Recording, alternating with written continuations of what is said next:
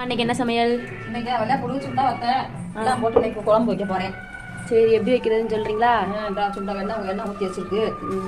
எண்ணெய் காயும் சுண்டா வத்தலை போடணும். சுண்டா வத்தலை போட்டாச்சு, எண்ணெய் காயவும்.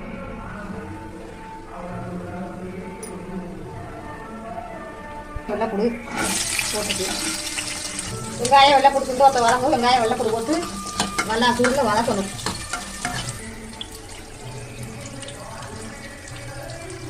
எதுக்குமா அவ்வளோ புளிக்கு இவ்வளோ தண்ணி ஊற்றுறீங்க? புளி நல்லா கரைச்சி குழம்பு எப்படி தண்ணி ஊற்றுறோம்ல, அதுக்கு என் சேர்த்து தண்ணி ஊற்றி கரைச்சிக்கிட்டு இருக்கேன். சரி சரி. இந்த வயிறு தக்காளி போடணும். தக்காளி போட்டு உப்பு போட்டு இந்த வதங்கணும். புளியை ஊற்றணும். எதுக்கு உப்பு போடுறீங்க? தக்காளி வதங்கணும்ல, அதுக்கே உப்பு போட்டால் சீக்கிரம் கொஞ்சம் நசுக்கிடுவேன். கொஞ்சம் வேலை சீக்கிரம் முடியல. சரி சரி.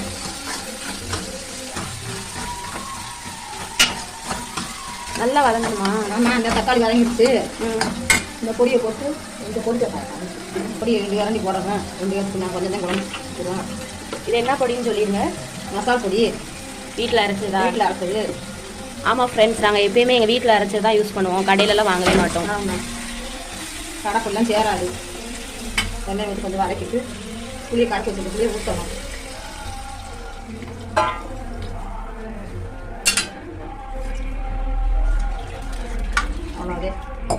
அவ்வளோதானா? ஆமாம், ஈஸியாக முடிஞ்சிச்சு வெள்ளைப்புடு குழம்பு. வேகணும்ல, அவ்வளோதான். ஏன் போதும், 2 பேத்துக்கு இவ்வளோதான் வைக்க முடியும். பாருங்க காய்ஸ், வெள்ளைப்புடு குழம்பு ரெடியாகி விட்டது. நீங்கள் இதே மாதிரி உங்கள் வீட்டில் வெள்ளைப்புடு வச்சுருக்கீங்க? வெள்ளைப்புடு குழம்பு எல்லாம் போட்டு வச்சா நல்லா இருக்கும் குழம்பு. தேங்காய் ஊற்றக்கூடாது, அது டேஸ்ட்டாக இருக்கும்.